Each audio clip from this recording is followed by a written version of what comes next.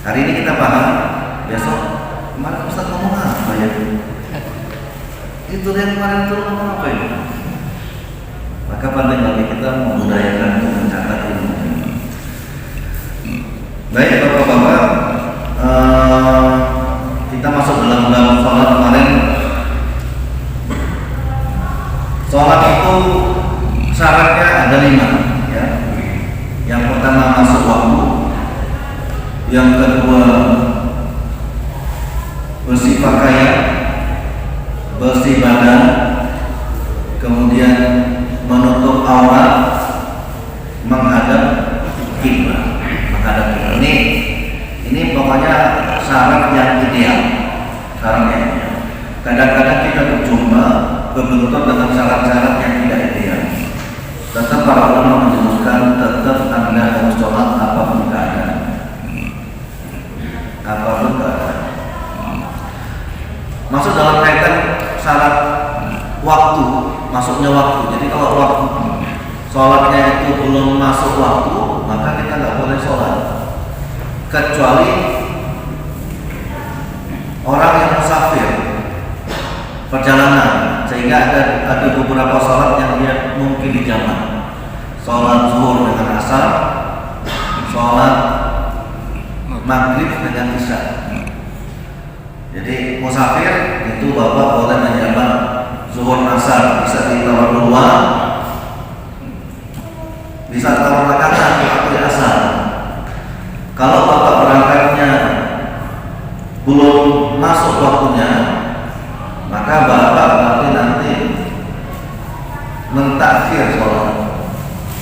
Tapi kalau bapak berangkat zuhur, berangkat ke Bandar Lampung, sholat zuhur dulu, kemudian sholat asar, karena belum berangkat, maka jamak takdim. Apa yang dilakukan? Maka sholatnya adalah sempurna, 4 rakaat. Kenapa? Karena belum berangkat. Tapi kalau bapak berangkatnya sebelum waktu masuk, kemudian nyampe Candirejo, bapak sholat zuhur di sana, kemudian dijamak dengan asar, maka bisa dikosong,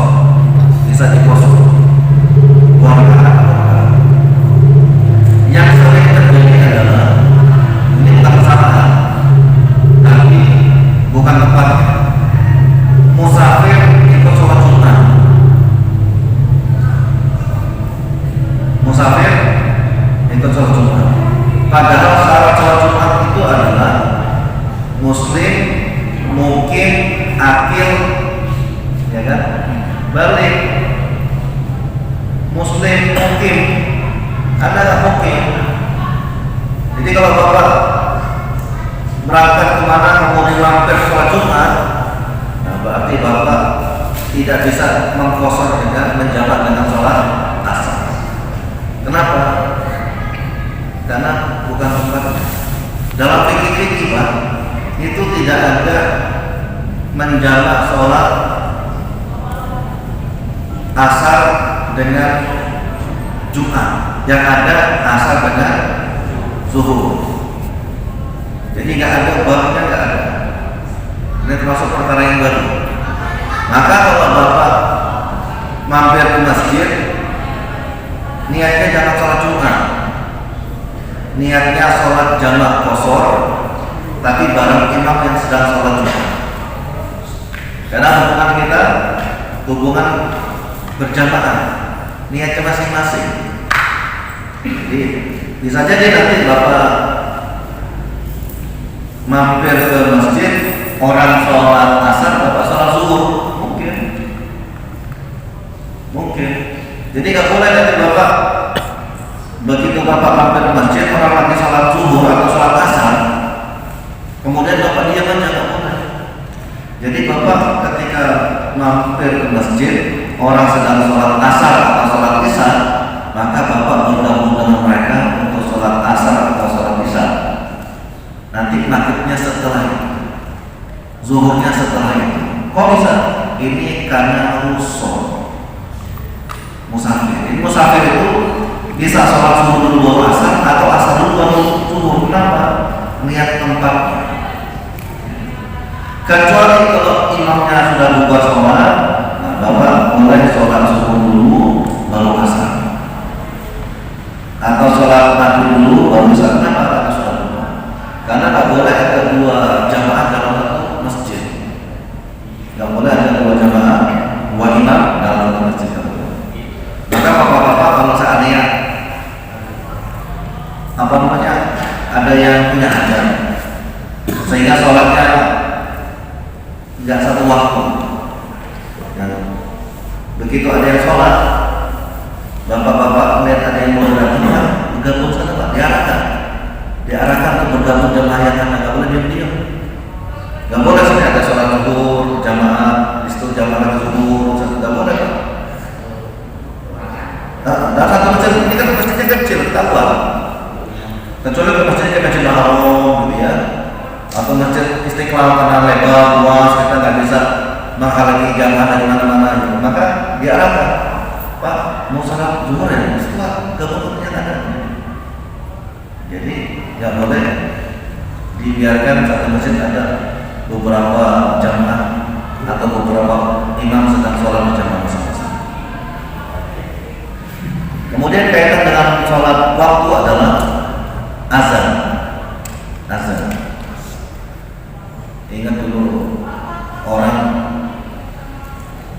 zaman di Mesir ada orang hafal Quran mau azan, begitu dia naik menara, kan dulu azannya naik menara ya, pakai mau teriak di atas.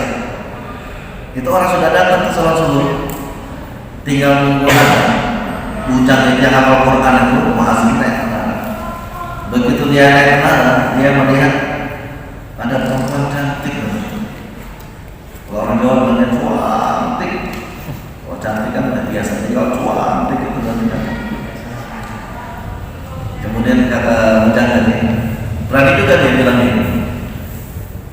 Hei gadisku, mau nggak kamu jadi istri saya? Kata perempuan tadi. Kata papa saya nggak boleh nikah kecuali sama orang Nasrani. Oh gitu ya, turun dia Pak, turun. Kemudian melamar. Kalau harus pindah agama saya siap. Yang penting saya bisa nikah dengan anak bapak. Langsung diakad. Bapaknya tahu nih orang baik, orang bertanggung jawab. Begitu selesai akad nikah, cepat sekali prosesnya. Dia naik panggungan, ini azan. Mau azan dulu dia, yang terakhir kali mau azan. Begitu dia naik panggung, naik mimbar itu terpleset jatuh dan meninggal. Maka hati-hati, kisah-kisah perhatian kalau itu akhir dari kehidupan kita. Sudah kisah-kisah maksiat ya. Baik, kembali pada masalah azan. Jadi disebutkan dari para muazzin itu dia ada jaminan. Orang menganggap muazzin itu sesuatu yang biasa, padahal semua orang yang sholat karena panggilan dia akan mendapatkan pahala orang-orang yang datang ke sholat. Ini nggak semua. Apa ini? Jadi muazzin itu luar biasa.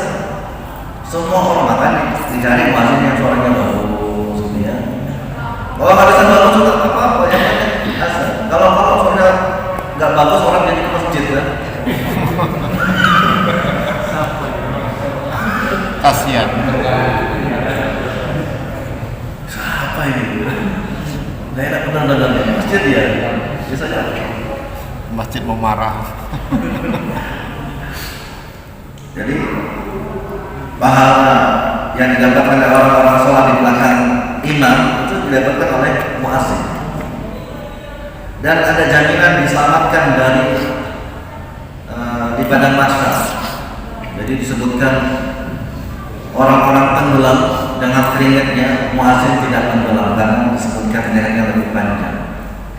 Atau diselamatkan dari fitnah tenggelam dengan keringatnya sendiri. Maka ini jadi jerapah bukan, pokoknya selamat lah gitu. Ada rebutan jadi muazzin. Kemudian disebutkan al-adzan wal iqamah fardhu kifayah. Jadi azan iqamah itu fardhu kifayah. Jadi kalau ada orang sudah azan ya cukup. Tapi kalau nggak ada yang azan bisa berdosa. Kenapa? Karena bisa jadi ada orang sholat nunggu waktu azan, nunggu azan. Kok udah lewat belum sholat? Maka kalau seandainya contoh kemarin tanya, masjid sedang sholat maghrib tiba-tiba hujan deras, kemudian orang ngambil rusuh untuk menjamak sholat karena hujan deras.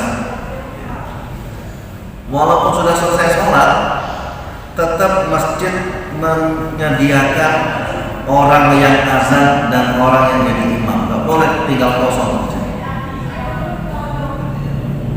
Gak boleh. Jadi ada orang-orang yang belum sholat, dia harus sholat karena azan. Kemudian disebutkan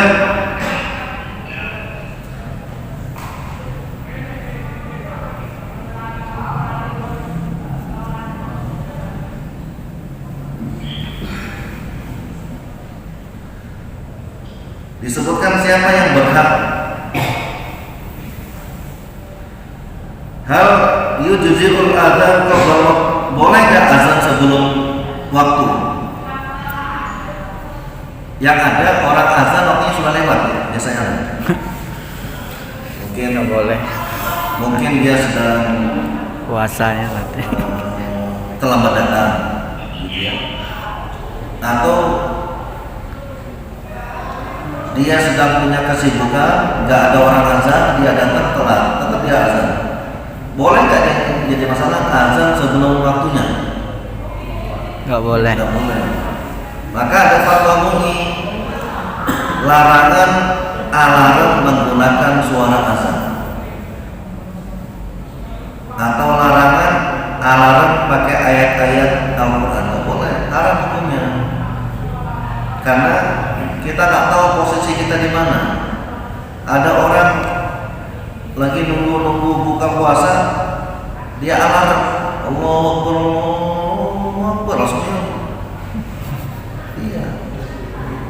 Atau lagi nongkrong di WC, bunyi azan, kan nggak boleh. Maka fatwa itu larangan keras menggunakan alarm atau nada sambung, menggunakan ayat Al-Quran dan kalimat azan. Kemudian karena azan ini adalah iklan masuknya waktu, maka nggak boleh azan sebelum waktunya. Nggak boleh azan sebelum waktunya. Kecuali gini, kita bikin perlombaan dan orang tahu ini lomba azan, maka boleh. Karena syiarnya sebelum ngomong bapak-bapak besok kita akan lomba azan, jadi bapak-bapak jangan kaget kalau besok azan berkali-kali. Boleh. Tapi kalau tanpa iklan nggak boleh. Nggak boleh. Kemudian disebutkan yusannu liman sami'al adzan al-ijabatuha. Disunnahkan bagi orang-orang yang mendengarkan azan itu menjawab. Ustaz, kanan kiri depan belakang itu masjid semua. Yang saya jawab yang mana? Yang dijawab adalah masjid yang biasa kita tolak kalau mau. Bapak tadi ada azan di Baitur Rahim, atau ada orang yang punya musola azan, gitu, atau sini azan, atau masjid mana lagi azan. Maka yang dipakai adalah masjid yang kita biasa sholat lima waktu yang termasuk diantaranya patokan untuk berbuka atau puasa sahur, batas waktu sahur adalah masjid yang biasa kita pakai untuk sholat. Jangan pilih-pilih. Yang lebih duluan. Azan yang buka cari duluan, yang sahur cari belakangan. Atau dulu ada waktu kami sanlat SMP itu sampai sana kilat karena belum sahur, akhirnya speaker masjid kami sumputin gitu ya. Karena mikirnya kalau azan berarti waktunya habis, jadi emosinya nyari speaker. Pokoknya masuk waktu, azan itu hanya tanda atau ala apa? Iklan, hanya pemberitahuan.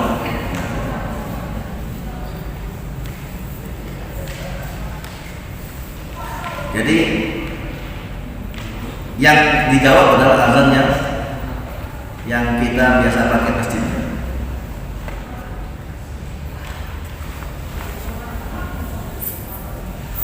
Wa yahrumul khuruj ila masjid ba'dal adzan bila qutin wa la niyatir rujuk. Dilarang untuk keluar dari masjid setelah bunyi azan. Jadi ada orang mampir kencing, ya kencing aja gitu ya. Kemudian azan. Kalau sudah dengar azan, Pak, nah, Bapak nggak boleh meninggalkan masjid sampai sholat. Kecuali Bapak punya uzur yang darurat. Contoh, dia dokter yang harus operasi orang. Gitu ya. Tapi kalau dokter gigi ya masih tunggu dulu lah. Misalnya. Pokoknya yang darurat gitu ya.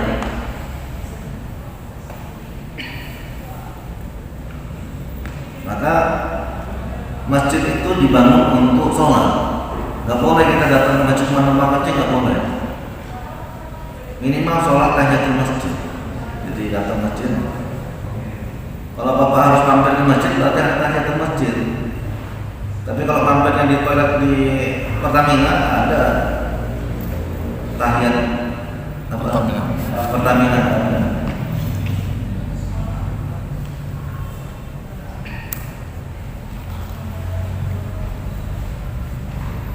Kemudian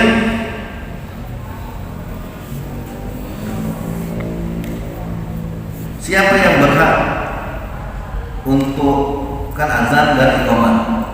Siapa yang berhak untuk iqamah? Azan. Jadi yang berhak untuk iqamah adalah yang azan. Kecuali yang azan punya uzur. Lagi iqamah, dia lagi azan, ternyata dia sadar dia itu belum mandi junub. Maka boleh. Tapi kalau enggak, dia. Kemudian siapa yang berhak nyuruh iqamah? Yang berhak nyuruh iqamah adalah imam. Gak boleh orang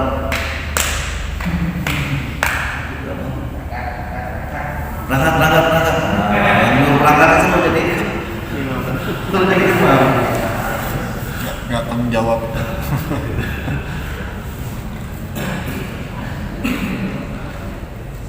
Itu ya. Maka dulu kan zuhur itu kan berubah-ubah. Kadang jam 12, 5, 10, kadang juga 12 kurang. Nah kita di Libya itu masuknya 07.00 sampai 12.00. Karena waktu azan itu jam 12 kurang 5, kita masih sedang aktif ibadah belajar semua di kampus. Akhirnya wakil rektor itu azan, Dr. Ibrahim Muhammad itu azan. Dia azan, tengok koma dan berani gitu kan. Dia yang koma dan dia jadi imam. Diborong semua. Ini muridnya Syekh bin Bas dan Syekh Utsaimin rahimahullah. Jadi tadi syarat sahnya salat masuknya waktu. Kemudian yang berikutnya adalah syarat sahnya salat adalah satrul aurat, menutup aurat. Kalau ada orang kemudian di anggota wudhunya itu kira-kira ada satu ruas kuku ini nggak kena air, Rasulullah nyuruh dia ngulang wudhu kamu, perbaiki wudhu kamu, karena nggak sah. Nah, para ulama menyebutkan kalau pakaiannya yang laki-laki ini dari bawah mata kaki sampai melewati pusar, kalau perempuan seluruh tubuhnya kecuali wajah dan tangan dan punggungnya. Ada yang ngarang telapak tangan saja, ada yang tangan dan punggung. Sehingga apa? Kalau anggota tubuh yang tertutup ini ada yang kebuka, itu nggak sah. Nggak sah. Nah, kadang-kadang kita yang pakai sarung, kan syaratnya nutup aurat.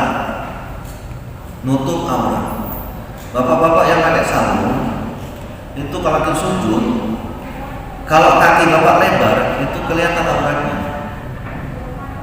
Jadi waktu sujud kakinya ditempel di tengah. Tapi kalau kaki bapak dilebarin, itu pasti ketahuan auratnya. Bisa tahu salah. Kecuali bapak pakai celana. Itu ya. Atau ini yang pakai kaos nggak pakai kaos dalam, seringkali itu buka. Kalau makan saya, ya Allah, itu kadang-kadang kita lagi susah ngapa mereka itu orang enak pula gitu kan, mau ditendang orangnya kesana gitu. Jadi posisi pinggul itu kan di bawah pusat. Pas ini kan dia. Nah, posisi pinggul itu kan di bawah pusat. Kalau pinggulnya kelihatan, itu pasti batal sholatnya. Maka bapak-bapak, kalau lihat bujang-bujang pakai kaos, yang kaosnya agak ketat, gitu ya, Nggak pakai kaos dalam lagi. nggak pakai dalam apa gitu, maka disuruh pakai ketat, pakai sarung agak sah sholatnya. Kayak saya pernah negur di sini, Mas, pakai sarung aja mas, kayaknya nggak nutup aurat. Nutup apa? Itu kalau mas mau sujud itu pasti kelihatan. Jadi dipastikan pakaiannya menutup aurat, baik sebelum sholat, ketika sholat, dan sesudah sholat. Maka sebaik-baiknya pakaian kita adalah pakaian yang menutup aurat sebelum dan sesudah sholat.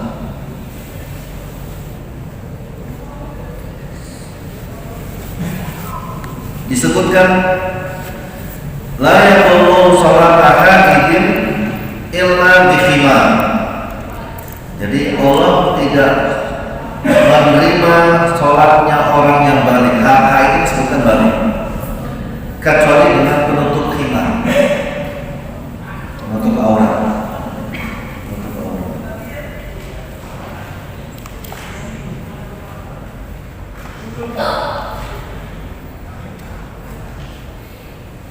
Termasuk diantaranya suara perempuan itu aurat ketika sholat. Kalau kita sehari-hari di pasar nggak apa-apa, tapi ketika sholat suara perempuan itu aurat, maka nggak boleh dia amin, nggak boleh. Kecuali bapak suaminya jadi imam sholat di rumah. Karena dulu ada orang sholat, kemudian dia salah, makmumnya bilang subhanallah, makin salah. Bagus pun bacanya, makin salah. Iya. Maka kalau perempuan, dulu pernah tanya pada ibu, ada orang sholat, subhanallah nggak sadar-sadar, nggak benar-benar. Subhanallah masih salah terus. Boleh nggak kita baca Al-Fatihah? Nggak boleh. Jadi kita kasih kode aja. Alhamdulillahirabbil alamin. Nggak boleh Al-Fatihah karena bukan bacaan. Tapi kalau Alhamdulillah,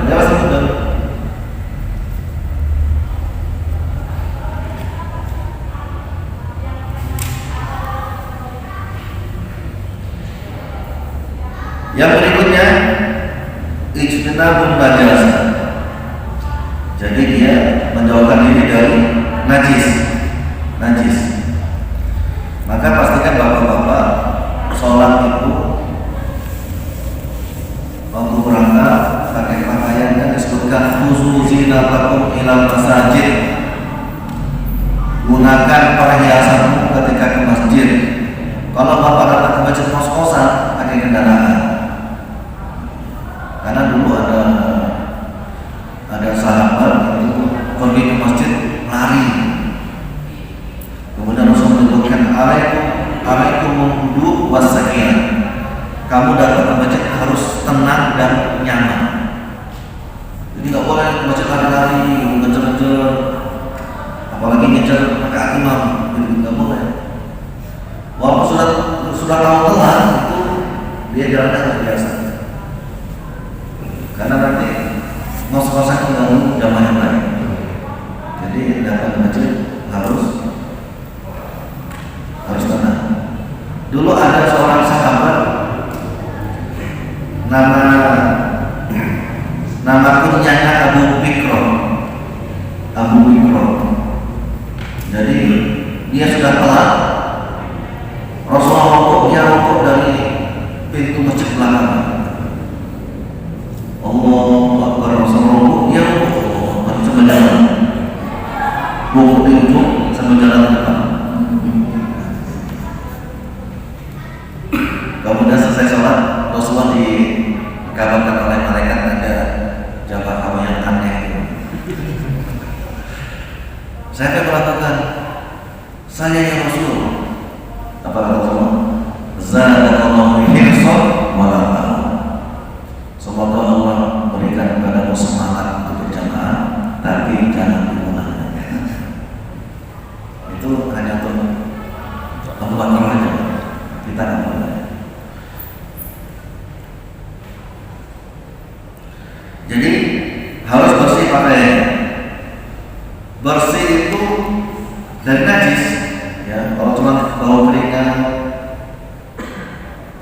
boleh nggak orang bau keringat sholat di masjid? Boleh, tapi makruh. Kenapa? Karena ganggu jamaah yang lain. Tapi kalau dia ganti baju nggak punya atau jauh tempatnya, jadi gimana ya? Darurat. Maka akan disebutkan man akala al-basar la tusalliyanna ahadakum fi masjidi man akala al-basar. Dalam satu riwayat, jangan sekali-kali kalian sholat di masjidku orang yang habis makan bawang. Jangan itu bukan berarti nggak boleh, tapi tidak sempurna. Kenapa? Karena dia dapat ibadah, tapi tetangga kanan kirinya dapat bau. Jadi pakai yang terbaik, terhindar dari itu. Kalau seandainya kita lagi sholat kemudian kita ketetesan ketimpahan tai cicak, gimana tadi? Teruskan sholatnya. Tai cicak najis apa enggak? Najis. Kenapa najis? Hewan apa? Karena dia termasuk hewan yang kita diperintahkan untuk membunuh. Karena dia diperintahkan untuk dibunuh, maka hukumnya haram. Setiap binatang yang dia haram, maka kotorannya najis. Tapi kalau binatang yang boleh dimakan, kotorannya tidak najis, tohir hukumnya. Kotoran sapi itu tohir, suci, berarti boleh dimakan kan? Ini tohir juga, suci juga, boleh dimakan kan? Jadi tidak semuanya suci boleh dimakan.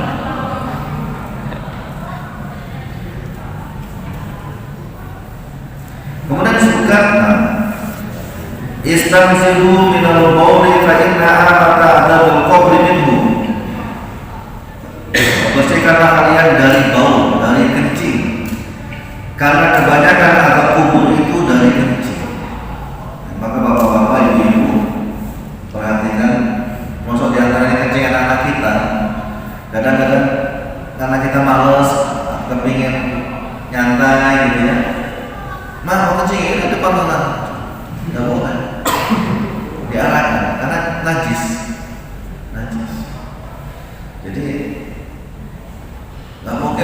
kencing di depan itu dia pakai doa, ya kan? Kayak kita nggak tahu nanti ada kencing lagi apa, jin lagi nongkrong, kita kencingin atau apa gitu kan? Maka diarahkan ke kamar kemudian bilas. Maka beberapa masjid yang bermadzhab Syafi'i itu melarang anak-anak ke masjid. Kenapa? Karena kencingnya nggak beres. Kalau kencingnya nggak beres itu masih kena najis semua. Kalau dia belum sunat itu masih kena najis semua. Maka yang boleh ke masjid adalah anak-anak yang sudah bersunat. Maka kalau kita lihat masjid yang sepi dari anak-anak, bisa jadi dia pakai batu itu. Tapi bagi kita yang punya anak kecil, kecilnya kita rapikan, kita basuh, kita sucikan, pakai kita jaga. Itu yang kira-kira.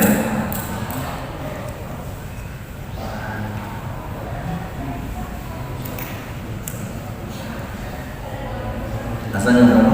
Masih 4 menit lagi.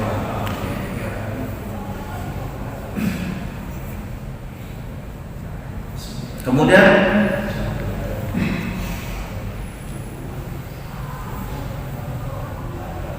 boleh nggak kita sholat menghadap kuburan?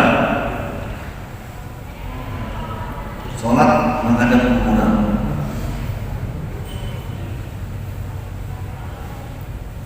Jadi kalau di depan ini ada kuburan, kemudian masjid ini tanpa dinding, nggak boleh. Tapi kalau masjidnya berdinding, jadi boleh. Gitu ya. Nah kita sholat waktu itu di Rasulullah ada kuburan, ada kuburan Rasul. Masalahnya setiap para nabi dan Rasul itu kuburannya adalah di tempat dia meninggal. Rasulullah meninggalnya di kamar, kan dikuburkan di kamar. Masjid lebih dulu ada dibanding kuburan Rasul, dan nggak mungkin meninggalkan kuburan Rasul, hanya dilewati. Maka niatnya tetap tidak menghadap kuburan, tapi menghadap kiblat. Karena ada orang-orang yang bodoh, itu sholatnya menghadap, diniatkan menghadap Rasul, nggak boleh. Menghadap kuburan Rasul nggak boleh. Maka disebutkan al-ardu kulluha masajid illa al-maqbarah wal hammam. Jadi bumi itu semuanya bisa untuk sujud kecuali maqbarah, kuburan, dan hammam dan WC toilet. Ada pengecualian. Ada sekretaris partai komunis di Rusia, itu mualaf masuk Islam. Dia sempat mau mengumumkan keislamannya dulu pas zamannya Uni Soviet, itu dilarang oleh Ustaz. Jangan, kamu bertahan sana saja sambil bocorkan kalau ada informasi tentang kami. Antum bayangkan kalau dia mengumumkan keislamannya pasti dibunuh. Akhirnya apa? Akhirnya dia sholatnya hanya bisa sholat di dalam kamar mandi, sholatnya di toilet, sholatnya di jamak semua. Jadi kalau di kamar, tahu kalau kamar mandi kan ada CCTV. Tapi jangan bayangkan kamar mandi kayak kamar mandi di rumah kita. Walaupun sama-sama kamar mandi. Fidorullah, tubihu, mahmud. Dalam keadaan terdesak, sesuatu yang terlarang jadi boleh. Nah kita nggak ada daruratnya, nggak boleh. Nah dia darurat, waktu udah meninggal dunia, lama-lama ketahuan dia meninggal. Jadi dia cari tempat aman. Orang pada pesta apa namanya, seks atau pesta khamar, kamu kok nggak minum? Dia bikin surat, saya ada penyakit jantung, nggak boleh minum. Begitu dia kasih hadiah perempuan untuk berzina, dia katakan saya positif HIV. Takut juga nggak bawa. Kita azan dulu nanti lanjut. Ngomong-ngomong. Fala tasihu sholatu ma'a wujudin najasah fi badan musalli aw thawbihi aw al-buq'ah allati yusalli 'alaiha. Wa kadzalika in kana hamilan bi syai'in fihi najasah. Jadi tidak sah salat orang yang salat di pakaiannya ada najis. Karena syarat sah salat adalah bersih pakaian dari najis. Jadi dihilangkan. Ingat najis itu sifatnya warna, aroma, rasa. Yang penting sudah dihilangkan. Masalah nanti masih ada warnanya atau masih ada aromanya, yang penting sudah ada upaya untuk menghilangkan. Seperti yang disebutkan Aisyah, Rasulullah sholat dan di bajunya ada bekas mandi. Berarti kan masih membekas, tapi ada upaya untuk menghilangkan. Atau juga orang sholat membawa sesuatu yang najis. Contoh, HP-nya ada gambar porno, maka nggak boleh dibawa sholat, kecuali HP-nya dalam keadaan posisi mati. Kalau mati kan berarti nggak ada kosong ya. Tapi kalau dia posisinya hidup atau silent, ya ada itu, maka nggak boleh.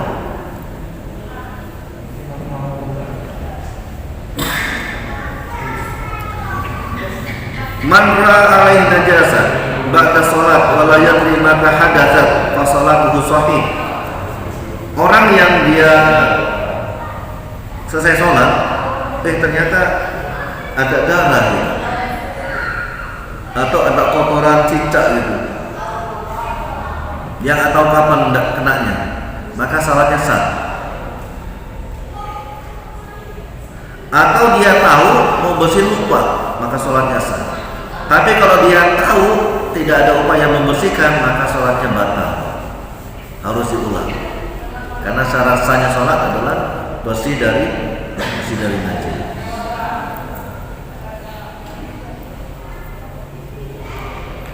Kemudian disebutkan wala tasihu sholatu fil maqbarah, dan tidak sah sholatnya di kuburan. Ghairu sholatil janazah, kecuali sholat jenazah. Jadi nggak boleh bapak sholat maghrib, sholat isya di kuburan, nggak boleh, kecuali hanya sholat jenazah. Atau bapak hujanan berteduh di pondok di area kuburan, kemudian takut waktu sholat habis, maka sholat itu nggak apa-apa, darurat. Tapi kalau mensengajakan diri untuk sholat situ, maka dilarang. Kenapa? Karena bisa jadi sholat itu berarti pengagungan, berarti ada orang menganggap nanti ada hal lain kenapa dia sholat situ, dianggap karumat dan lain sebagainya. Nggak boleh. Wala tusallu fil ilal kubur wala tajlisu 'alaiha, disebutkan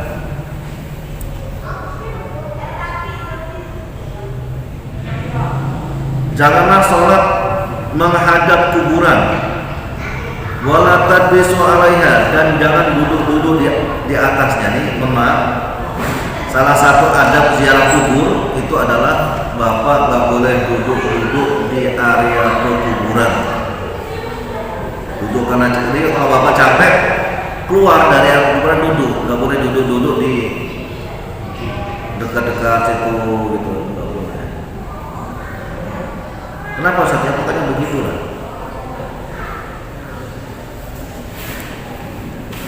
Jadi duduk-duduk di mana? Pinggir-pinggir kuburan yang sudah ada dibangun, duduk-duduk nggak boleh. Orang dibawa lagi siksa, kita nyantai-nyantai duduk di rokok gitu kan.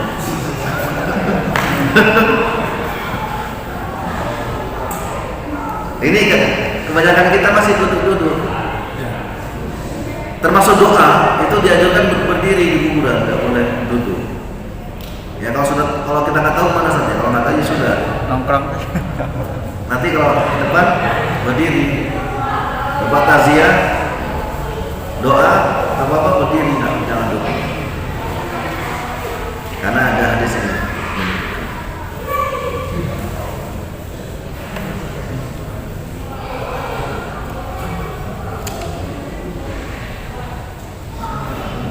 Kullun ma dakhala fismil maqbarah mimma hawal kubur la yusalli fihi li'anna an-nahya.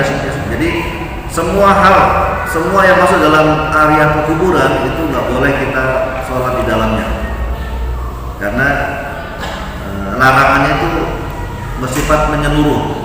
Jadi kalau area kuburan pokoknya semuanya nggak boleh, kecuali mungkin ada orang juru kuncinya yang menjaga taman, dia punya rumahnya di area kuburan apa-apa, tapi di dalam itu. Oke, sementara itu dulu, nanti kita lanjutkan setelah sholat. Aqimis sholat. Assalamualaikum warahmatullahi wabarakatuh.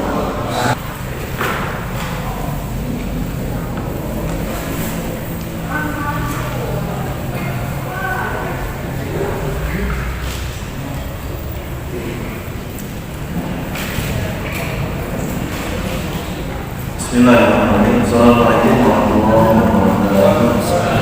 Salam. Kita buka sesi tanya jawab tentang sholat tentang lainnya. Silakan yang punya pertanyaan. Waalaikumsalam.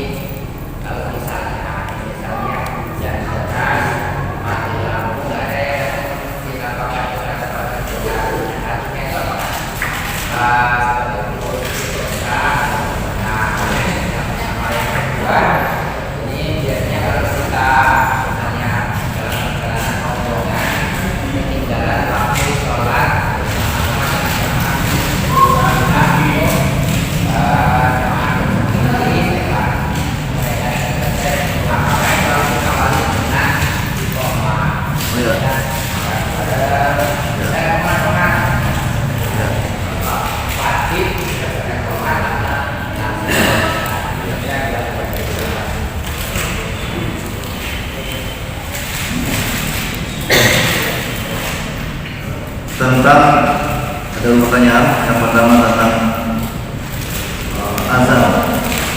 Jadi keadaan mati lampu, hujan deras, kemudian apakah tetap harus mengadakan azan? Apalagi sekarang nggak bisa azan kecuali harus pakai speaker ya, pakai ini. Jadi kalau keadaannya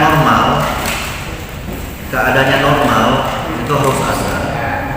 Tapi kalau keadaannya tidak normal, hujan deras, mati lampu, dan tidak ada fadilah azan, nggak ada manfaat azan ketika dia sendirian, maka boleh. Tapi kalau keadaannya normal, nggak ada yang azan, berdosa. Karena saya pernah datang di beberapa desa itu azannya, sholatnya cuma maghrib, asar nggak ada, zuhur nggak ada, subuh itu dianggap orang aneh kalau masjid.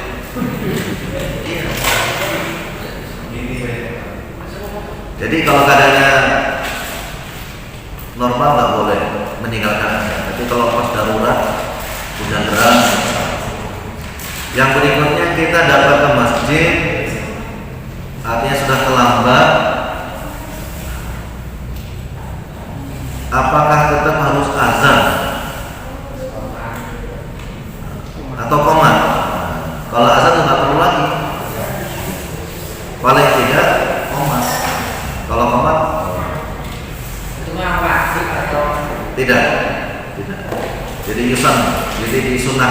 yustahab dianjurkan untuk tetap pakai iqamah. Jadi dengan ada iqamah itu imam bersiap-siap dan jamaah juga bersiap-siap. Jadi kalau iqamah sudah selesai nggak ada pembicaraan lagi, sudah siap-siap semua. Makanya ada hal-hal yang kadang-kadang kita belum masuk babnya. Kita dianjurkan untuk amin itu mengiringi imam, nggak boleh amin duluan imam juga amin. Ini kadang-kadang kita amin duluan, padahal hadisnya itu adalah aminnya itu menyertai imam. Coba bapak, waladhdallin amin, imam belum nafas itu. Seharusnya waladhdallin amin kayak dulu. Amin, bapak ikutin amin begitu. Jangan waladhdallin amin, imam belum nafas. Coba tes ya. Waladhdallin amin. Nah itu nggak boleh bapak duluan. Cuman belum masuk babnya aja. Itu ya Ria. Jangan sampai ke suara balik duluan. Amin, kencang suaranya. Ada lagi Pak? Ya, silakan.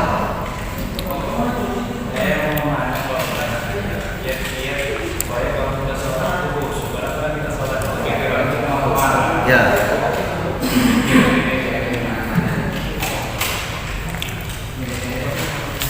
Khusyuk itu semua.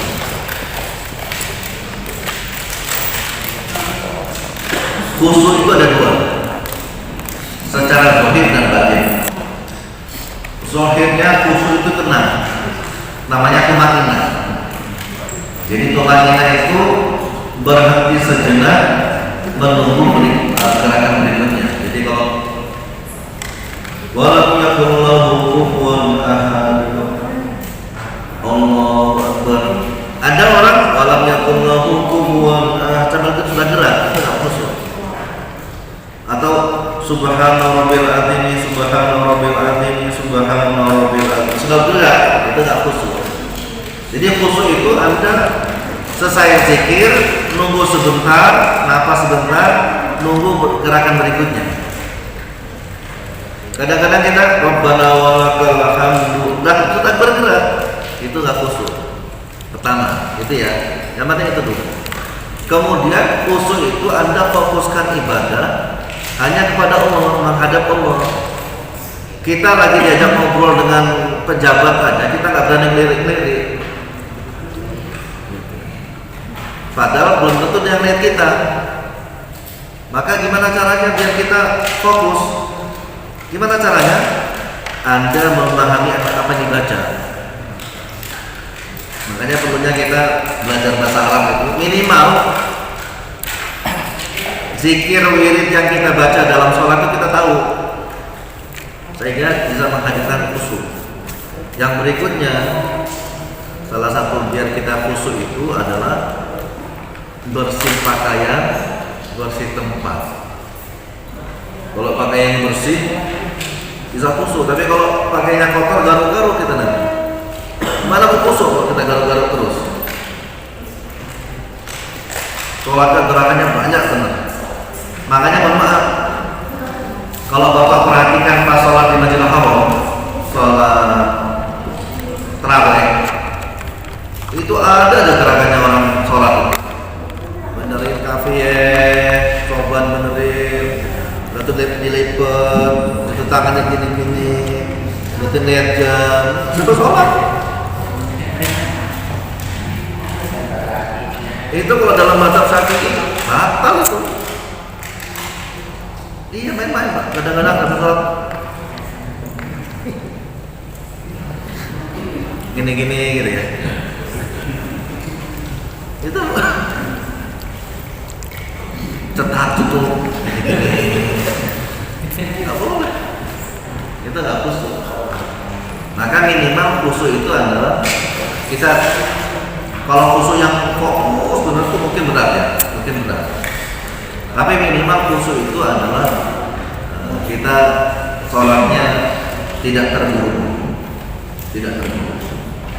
menghadirkan menghadirkan apa ya? Kita paham apa yang kita baca. Maka disebutkan Innallaha la yaqbalu doa'in ghafilin. Allah tidak mengabulkan doa hambanya yang lalai. Sambil doa sambil mikirin lain gitu. Jadi kalau kita doa ya kita pikirkan apa yang kita minta itu. Minta rezeki, minta jodoh, minta aman, minta sembuh. Harus dipikirin sesuai dengan apa yang kita minta. Itu Allah. Ada lagi? Ya silakan.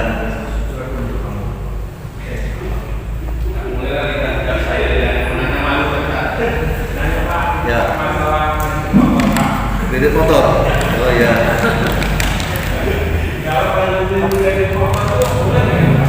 Kredit motor.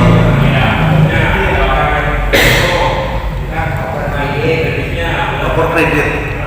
Nomor kredit.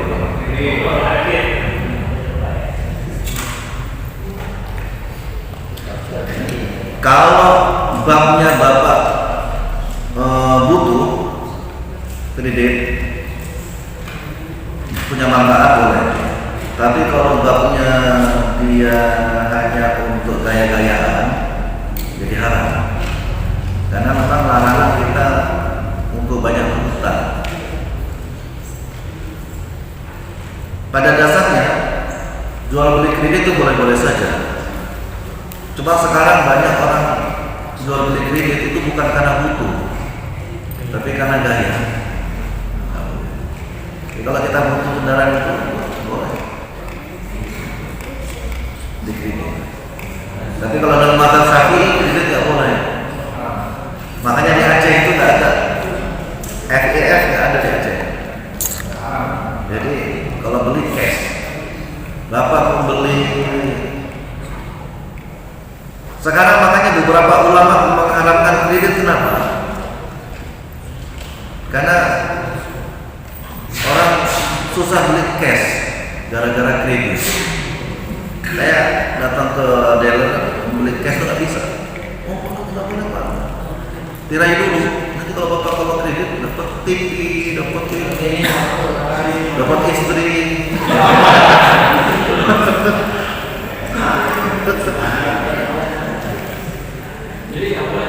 Hah? Ya nanti dulu belum selesai.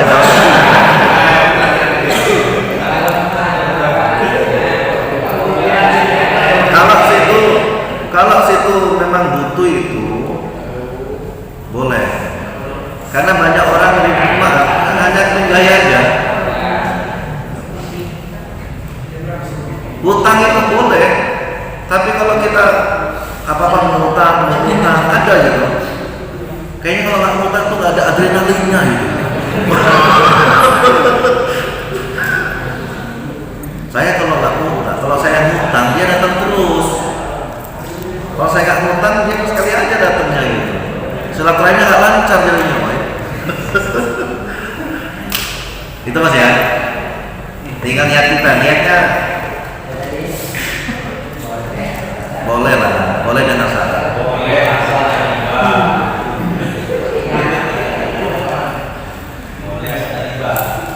Jadi saya mau beli cash itu sulit banget. Nggak, ini Pak dari pesan orang macam-macam. Begitu saya tinggal, saya mau cari tempat lain. Ini Pak saya telepon Pak. Oh, nggak hari ini ngambilnya Pak, di depan Pak. Boleh Pak. Mana Bapak ini? Jadi gara-gara kredit, kenapa? Karena untungnya lebih banyak kredit dibandingkan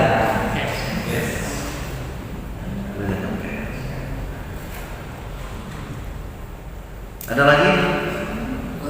Ya. Tentang terburu-buru mendatangi masjid. Ya. Kan kadang-kadang rumahnya jauh. Mana kalau ibunya itu nggak jalan. Kalau jalan kan kos-kosan. Naik motor. Kan nggak kos-kosan.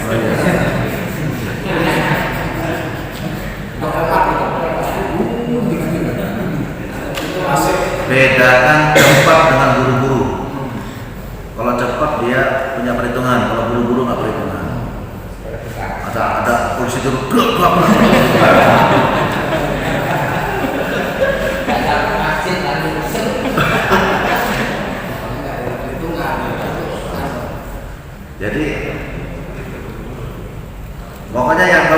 atau tidak itu kita sendiri.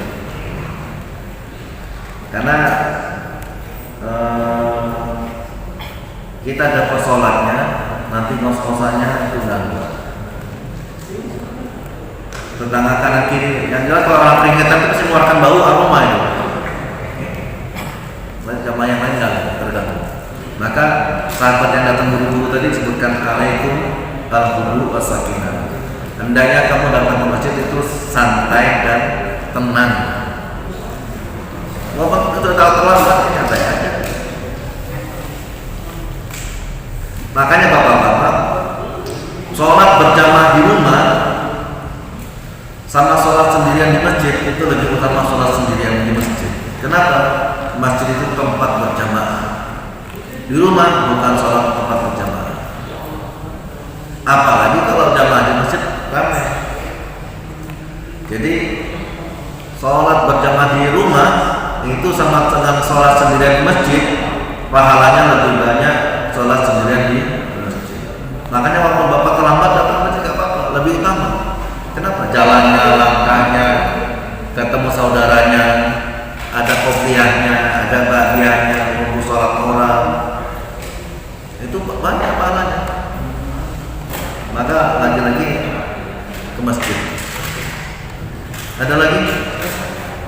Silakan Pak. Kalau kita terlambat jamaah, kita disuruhkan kopiah. Apa kita sebaiknya melakukan kopiah dulu? Apa kita langsung sholat? Contoh sholat. Sholat zuhur. Jelas sudah ketinggalan jamaah. Jadi kita mengatakan sholat dulu atau langsung bersolat aja? Bapak kalau sudah terlambat harus sambil sholat wajib bareng imam dulu. Nanti bapak, kalau bapak punya kebiasaan, ini pahala kebiasaan. Kalau bapak punya kebiasaan qobliyah, ba'diyah, atau tahiyatul masjid, datang ke masjid sudah qomat, tapi bapak kebiasaannya qobliyah, maka bapak bisa mengkodok qobliyah itu bisa. Tapi jangan di masjid. Kalau sholat subuh ya, bapak sholat subuh biasa qobliyah, datang ke masjid bapak terlambat, maka bapak bisa mengkodok qobliyahnya. Tapi jangan di masjid. Nanti jam apa ini? Kan habis sholat subuh nggak boleh sholat sunnah kan? Bapak mengkodoknya di rumah. Tapi kalau tahiyatul masjid nggak bisa dikodok di rumah, karena dia tempatnya di masjid atau musola atau surau atau langgar atau apa namanya, tahiyatnya situ. Kalau sholat qobliyah bisa gitu. Witir gitu, bapak biasa witir, pas hari itu kecapean, pulas, nggak witir, maka bapak bisa mengkodok witirnya. Tepatnya mana? Di waktu duha. Tepatnya di waktu duha. Atau bapak karena kondangan lupa gitu ya, disebutkan man nama aw nasiya sholatan falyusalliha idza dzakaraha fa inna dzalika waqtu. Barang siapa yang tertidur atau lupa sholat, maka ketika dia tersadar, maka sholatlah karena itu waktunya. Bapak bangun subuh jam 8, maka langsung sholat subuh. Jangan nunggu minum kopi dulu, cari sarapan dulu, nggak boleh. Langsung sholat. Atau bapak pergian lupa kemarin pas nyampe pulang, pas ketemu anak, ketemu istri, bagi oleh-oleh lupa sholat asar itu. Begitu sudah isya atau besoknya asar belum ya? Sudah kayaknya belum. Wudu langsung sholat asar, walaupun itu tempatnya waktu habis subuh. Kenapa? Karena darurat mengkodok, gitu ya. Ada lagi? Ya. Tentang sholat jamaah, menjamaah sholat. Jadi misalnya kemarin perjalanan dari Kota Bulan ke Lombok Barat, sama Barat jauh. Saya ditanya aja itu, boleh nggak menjamaah? Kira-kira berapa kilo? Perjalanan ini adalah sekitar 80 kilo, tapi masuk dalam satu kapal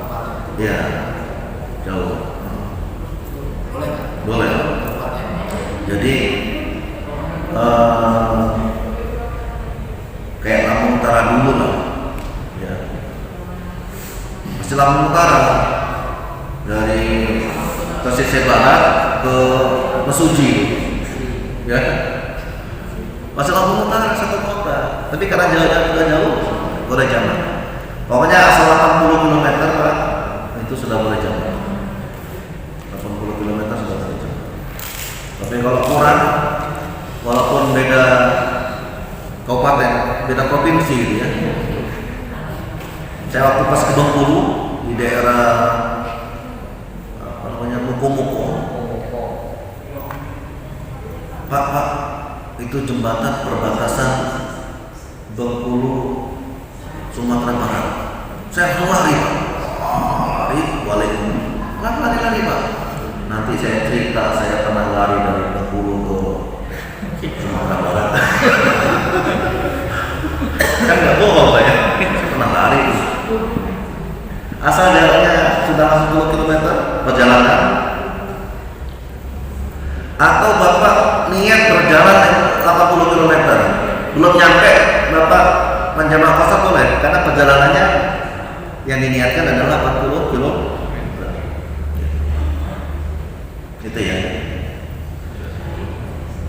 Bapak mau pulang dari Bandar Lampung ke Lampung Utara, kira-kira lebih dari 80 km.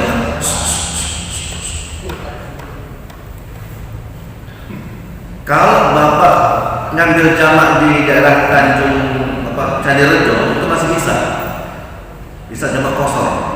Tapi kalau sudah nyampe di Kartagumi, Bapak nggak bisa jamak kosong lagi, hanya bisa jamak. Kenapa?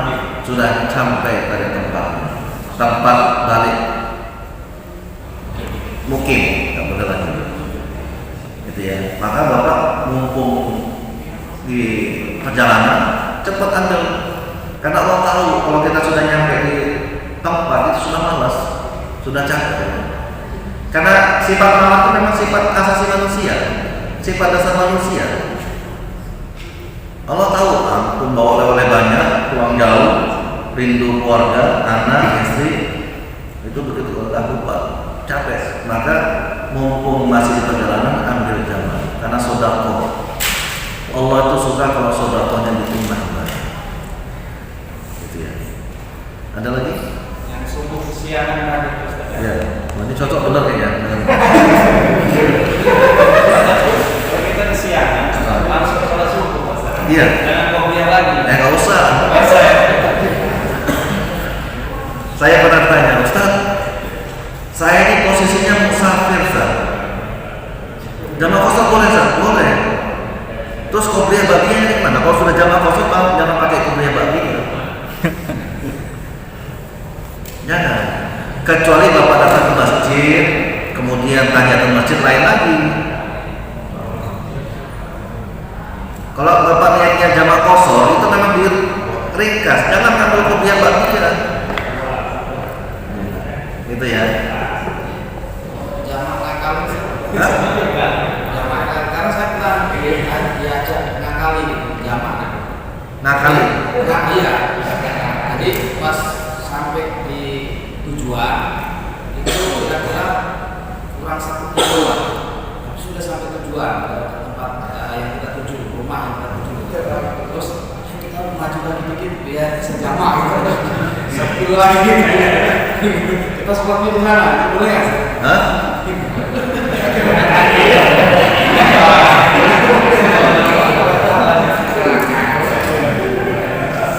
Atau ini sebelum berangkat putar dulu. Ya dari sana pas 80 kilo.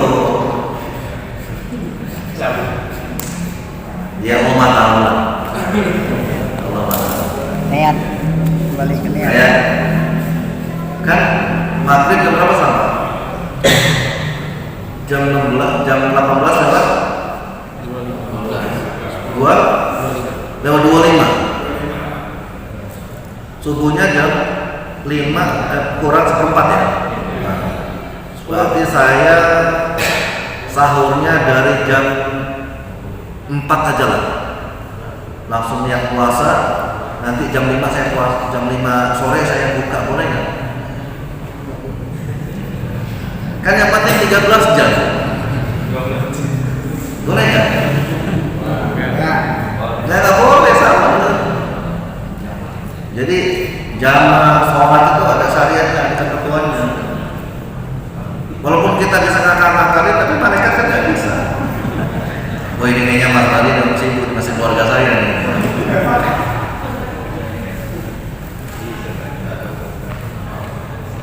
Karena memang banyak juga orang yang nakal itu dalam bahasa Arab itu ini nakal itu yang memang nakal, mempermainkan nakalan. Jadi main-main ayat gitu. Ada lagi? Mas, gimana kabar anaknya? Baru lahiran anak, kan cukuran. Kalau belum sempat akikah. Karena selesai. Kopiah. Sebaiknya untuk kopiah apa kita di rumah apa di masjid? Qobliyah itu sholat sunnah itu sebaiknya di masjid. Maaf, sholat sunnah itu sebaiknya di rumah. Tapi kalau kita kerjakan di rumah nanti kita terlambat lebih baik di masjid. Jauh. Kalau rumahnya Pak Nur kayak Mas Agus di depan itu boleh. Pak Agus di depan ya? Boleh apa qobliyah subuhnya di rumah. Boleh. Karena yakin nggak telat. Tapi kalau telat nggak boleh. Karena kadang-kadang kita ini sholat bareng imam tapi masbuk. Apa? Ketinggalan takbiratul ihram imam. Allahu Akbar, kita baru usul itu udah ketinggalan itu. Hendaknya gimana? Begitu imam takbir Allahu Akbar, kita mau takbir itu dapat sempurna, mendapatkan doa malaikat. Tapi kalau bapak pas sudah Allahu Akbar kita masih gelar sejadah, masih benerin peci, benerin ini, oh itu cuma sudah terhitung masbuk. Maka begitu komat sudah siap-siap. Maka disebutkan qad qamatis shalah. Salat sudah hendak dikerjakan. Sudah siap-siap. Gitu ya. Oke, cukup mudah-mudahan mendapatkan keterangan yang jelas dan mampu kita amalkan. Semangat karena waktu kita nggak lama. Sampai tiap hari dapat berita duka itu. Kapan gilirannya itu siap-siap. Biasanya siap-siap nggak datang-datang, tapi kalau nggak siap pasti datang. Maka hati-hati kalau nggak siap. Oke, wallahualam. Assalamualaikum warahmatullahi wabarakatuh.